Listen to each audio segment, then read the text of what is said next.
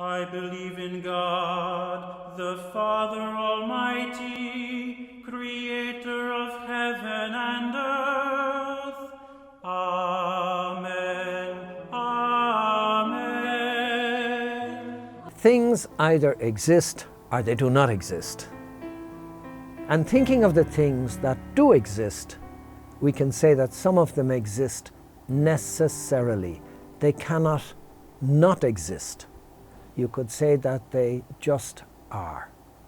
If you believe in God, then God is an example of a necessary being that must exist.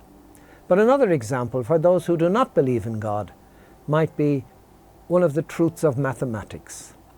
2 times 2 make 4. However, you exist and I exist. We might not have existed, but we do exist. Now, if we look up at the sky, especially on a clear starry night, we see stars and planets, the same as they were thousands of years ago. Their movement, it seems, goes on forever. Well, maybe not forever, but for millennia, maybe for light years. We see apparent permanence. Look down, and what do we see? Change and decay in all around I see. O thou who changest not, abide with me. Down here we have all the imperfections.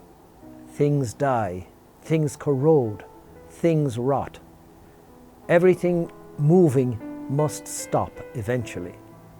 Nothing can go on moving forever. So up there you have perfection and even a certain kind of timelessness. We consider God up there, and we consider ourselves down here. And what do we do about it? All the world's religions and thought systems have some sort of answer. Paganism has demons somewhere in the space between up there and down here. These spirits may have to be placated or manipulated. Islam says that the gap is a vacuum. It cannot be filled. The only thing human beings can do is worship and obey. Islam literally means submission. Christianity cannot deny the gap between the transcendence of God up there and our world down here. And it cannot deny either that the gap cannot be bridged. So far, Christianity is just like any other religion or philosophy.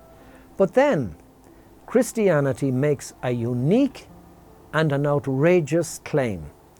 We claim that the infinite, unbridgeable gap has been bridged. More than that, the Creed is about to take us step by step through the story of bridging that gulf between the infinite, ultimate, unknowable being, God, up there, and us, mortal, fragile human beings down here.